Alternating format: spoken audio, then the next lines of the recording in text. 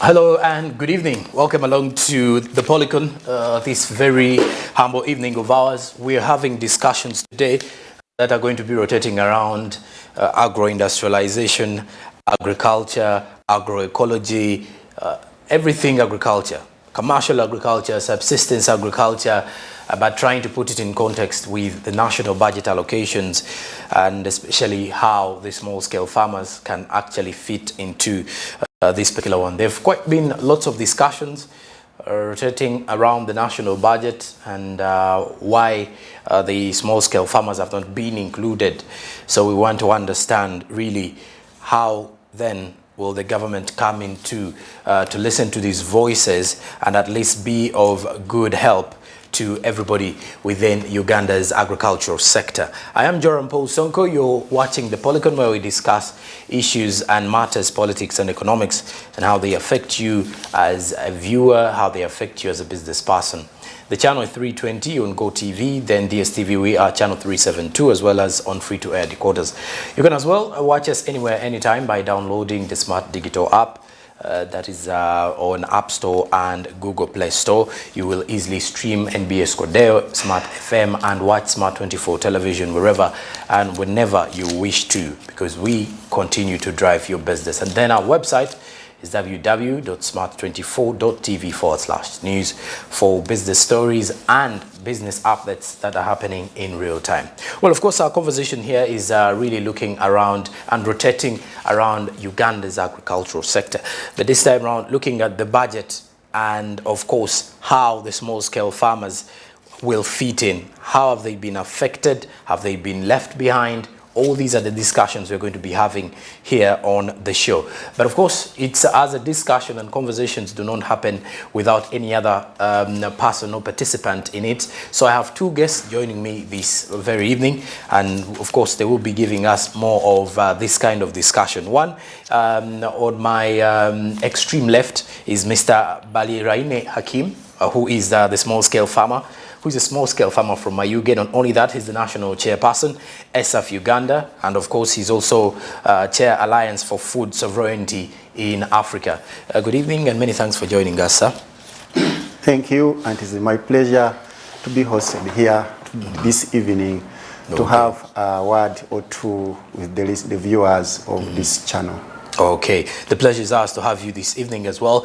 And then also at one who is very close to me is Miss Masudio Margaret, who is a small-scale farmer from Adjumani and also serves as the Vice Chairperson, ESAF Uganda. Many thanks for joining us and good evening.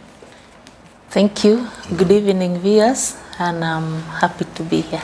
Okay, as we continue with our kind of discussion here, let us, I'll start with the chairman. Briefly, what is ESAF about, and what are your main visions in relation to the small-scale farmers available in the country? ESAF is an acronym, and in full it is Eastern Southern Africa Small-Scale Farmers Forum, and it is 20 years old. We shall be clicking 21 years by August this year. It was started in South Africa during the World Sustainable Development Summit, and the reason was to create a platform whereby small-scale farmers could have their views, concerns, issues articulated, but also to be part of the policy processes and participate, and also get involved in that the voices of the small-scale farmers is heard. And the other reason was that farmers were not speaking for themselves.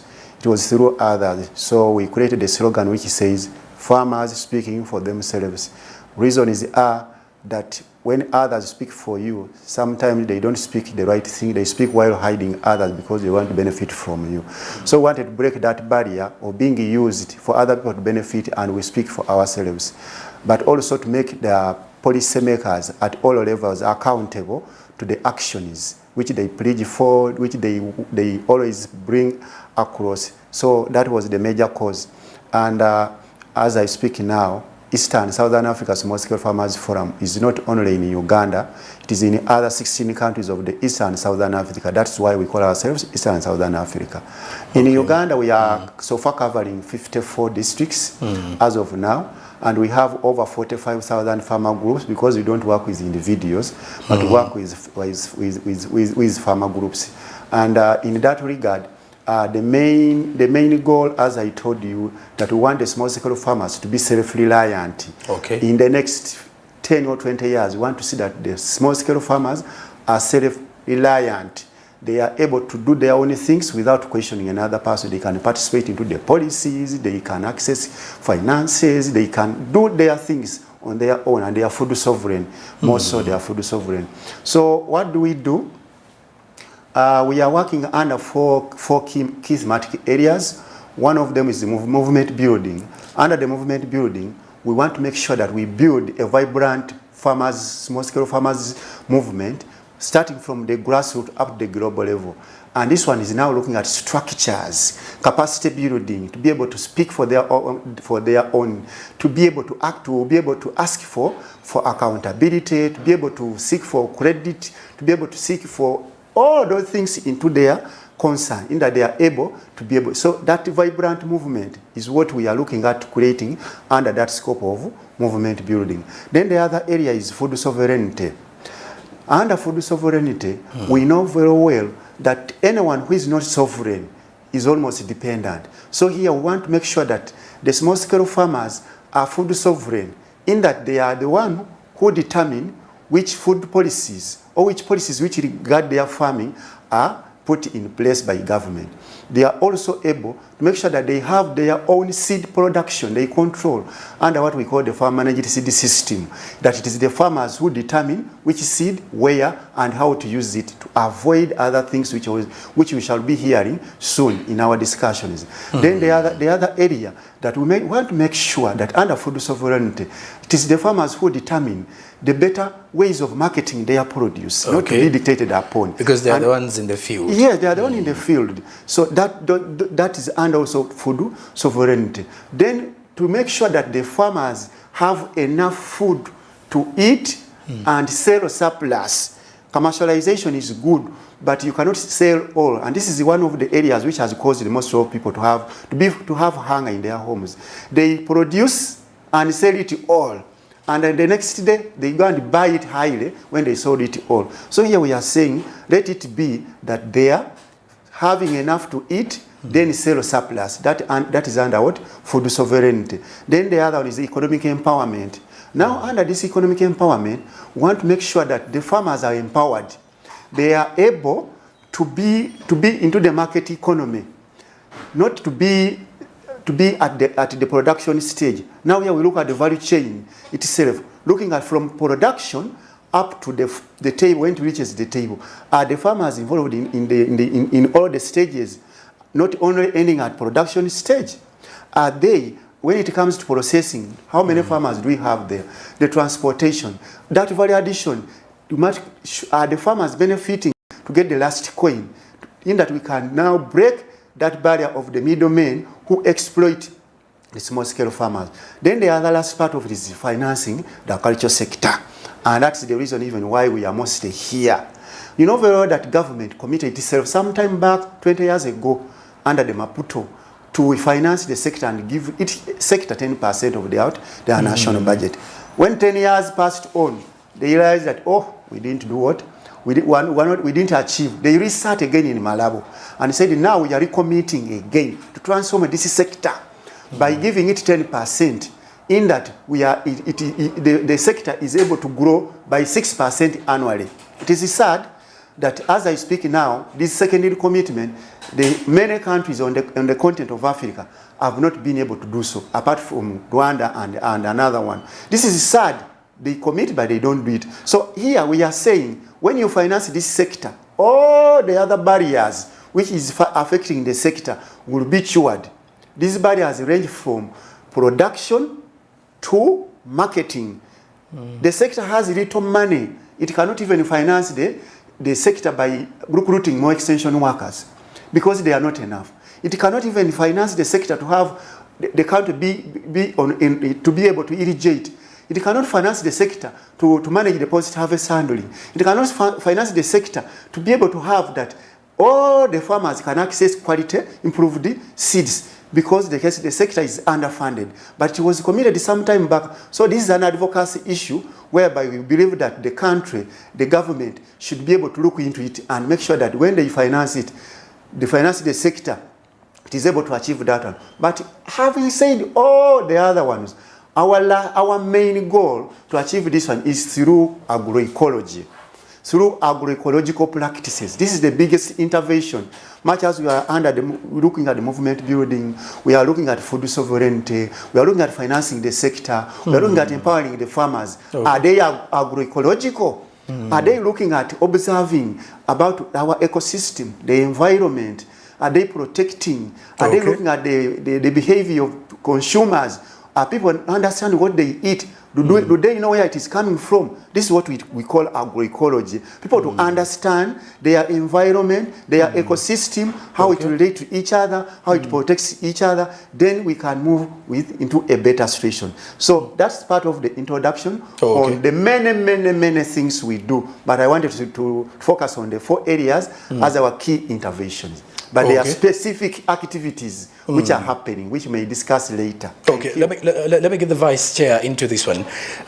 Ms. Masudio Margaret, when you look at ESAF, for example, where is the inclusion of the small scale? Because he has mentioned on the key objectives that you have, the 4 pillars, I should call them, or where your core focus is. Now let's look at including these farmers, small scale farmers, in the entire country, under this organization or under this one body of ESAF. How far have you gone to ensure that this happens? Thank you so much, moderator. ESAF is me, the small scale farmer. Yes.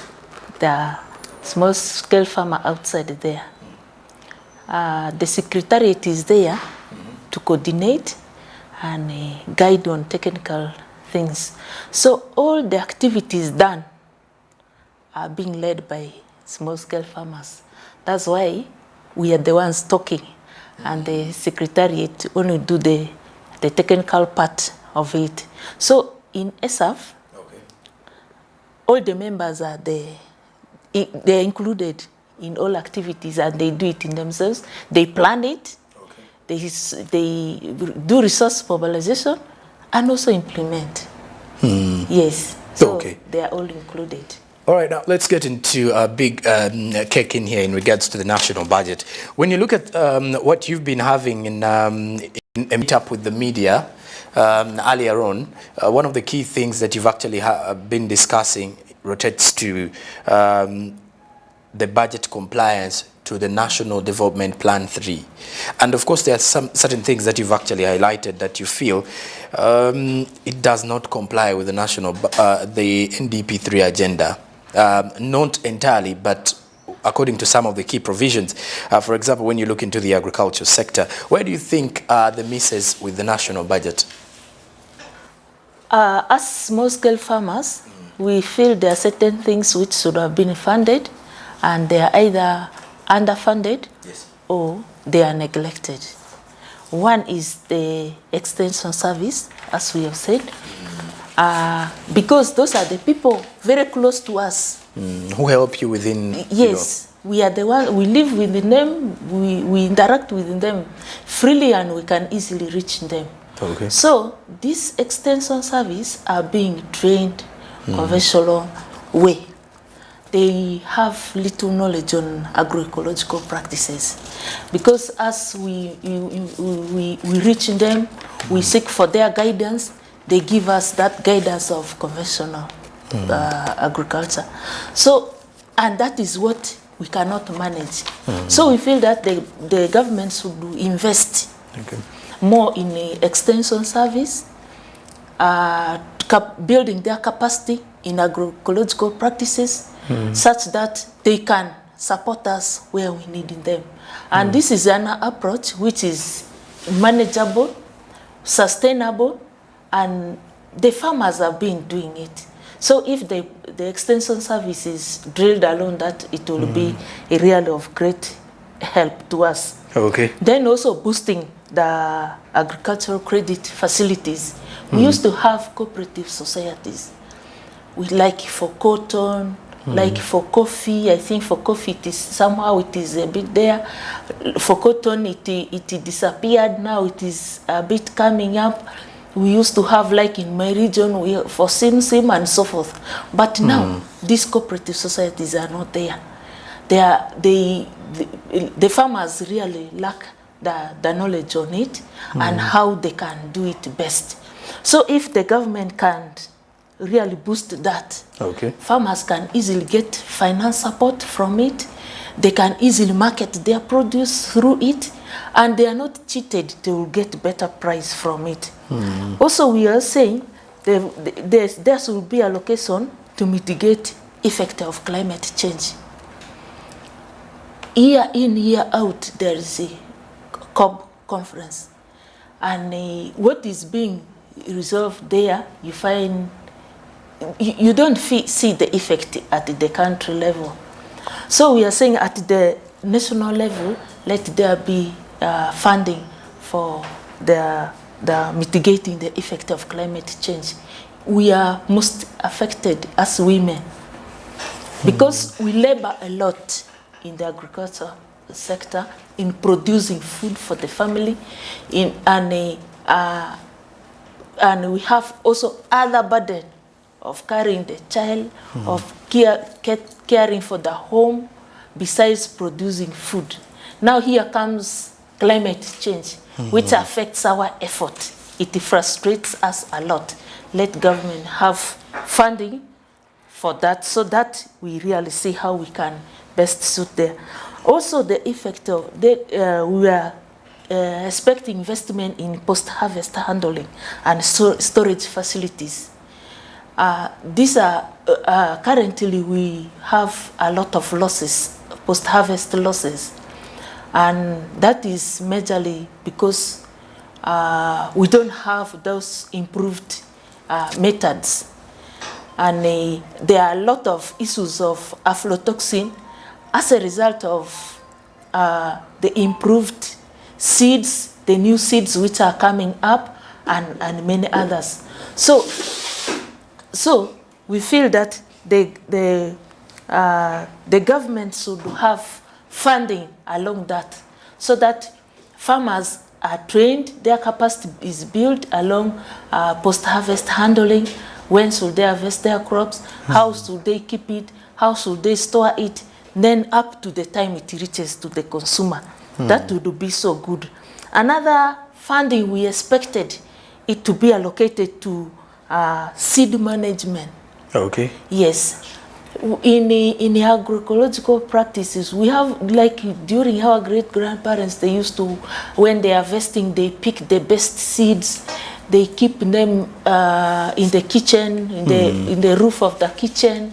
Others are kept in the earth, in the granary. That one is preserving them for the next seed planting. Yes. Yes. But now, the government is saying, let us have seeds every season. You plant this season, then next season you buy another seed. They improve the seed. You cannot plant it for more than once or twice. And for us small-scale farmers, we cannot manage buying this every time. We select our seeds, and when we select, you find when we plant, we don't get result from it. So we are saying that let the government invest in the seed management. Also, this should be through supporting farmer managed seed system. Let's go back to that traditional way, because it has helped a lot. This complaint of bad seed, adulterated, low germination rate, and so forth is recent things. Even when I was younger, when I was growing, we have never heard of that. Seeds are there. You go to your grandmother, will give you pumpkin and the seed. You plant, you get a lot from it. So let's go back to the farmer managed seed system so that they can get. We want the process of certification favor farmers so that they can select their seeds. do the study on it, understand it, and register it in their names. Because there are breeders who could go to the community and say, hey, I think this is so nice, can I try it? They come and make labeling on it, improve it, and own it. Yet it is the farmer's seed. So we want support along that. Also, we want we expected funding on the community-based financial institution. Of recent, we have a Myoga program, we have a Paris development model. But when you reach to the grassroots, this money cannot be enough for all the families in the Paris, in that one Paris. People are fighting over it, and they get this money, and like I'm given 1 million. Ever since I've not got 1 million, it makes me excited. We begin fighting over it. It will not make what, but we have the saving groups in our communities. If such supports are extended there, first of all, they initiated it, they own it, they will not see it collapse or disappear. They want to see it sustained. Like we started a small group in 2007, and up to now it is still there. But along in between here, there have been coming government programs and they have disappeared. So why don't the government extend the support to such small groups down there, direct to them, and it is sustainable? Because they will know that this is where I can survive. The members are the people who know themselves in one village. They are neighbors. They know each other's problem. They support each other. So it will be easier for the small-scale farmers to access fund, also pay it back, also save what they have. Then on the farmer managed system, also they should support the community seed bank. As ESAF, we have tried something little, but that is like a drop a drop of water in an ocean. We have community seed bank in Juani, in Apache, in Moria, in Gulu. But that is not enough. Like for the whole of West Nile, let's not reach even up to West Nile. Within Azumane, that community seed bank cannot be enough. Within Apache, that one community seed bank cannot be enough. Let the government come up and support this farmer initiative of having the community seed bank in the community where the farmers can easily access, where the farmers can easily save their seeds if they are supported to certify their own seed. And these are seeds which they know. They know the source, they know how they can grow, all the agronomic practices around it, they know it, and we do away with the hunger. We do away with the issues of money, because we will be having we'll be generating income from the seeds we produce. Then we have food on our table. We the women live happy because we know the next season I have my seed in the seed bank. I'll go and pick and plant for the vegetables, for the local food plant, and other crops. That is what we expected. The budget should have funded also. All right. And well, of course, for the viewers out there, as we are heading into a break, you get to realize that as much as we are having a conversation here, rotating around the agriculture sector, we are digging deeper in the national budget allocation for the sector in the 2023-2024 financial year, a financial year which kicked off already. And of course, we are digesting the allocation to the small-scale farmers mainly, because as we have this kind of conversation, you get to build onto it, trying to understand where are the farmers and have they been considered as much? What should be done? It's exactly what we're definitely having here. So you're still watching The Polycon, where we discuss politics and economics. When we return after the break, I'll get back to the chairman, and he's also going to be giving us his side of the view in relation to the national budget and, of course, the small-scale farmers. Stick around. We'll be right back.